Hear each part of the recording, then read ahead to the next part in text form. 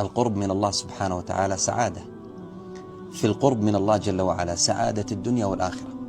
الآن الناس أكثر شيء يبحثون عنه السعادة.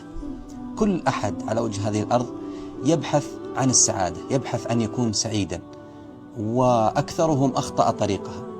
والسعادة لا توجد إلا في إصلاح العلاقة مع الله سبحانه وتعالى، وبقدر قربك من الله سبحانه وتعالى بقدر ما يمتلئ هذا القلب سعادة وانشراحا وانبساطا وطمأنينة. يقول الله جل وعلا: ألا بذكر الله تطمئن القلوب. ويقول الله جل وعلا: من عمل صالحا من ذكر أو أنثى وهو مؤمن فلنحيينه حياة طيبة. العمل ما هو؟ العمل الإيمان والعمل الصالح. هذا الشرط، إذا حققت الإيمان والعمل الصالح تحققت لك السعادة وتحققت لك الحياة الطيبة. يقول الله جل وعلا: إن الأبرار لفي نعيم. أهل التفسير يقولون إن الأبرار لفي نعيم في الدنيا وفي القبر ويوم القيامة. في نعيم، في سعادة، في طمأنينة، في انشراح، وهذا أعظم مكاسب الدنيا والآخرة.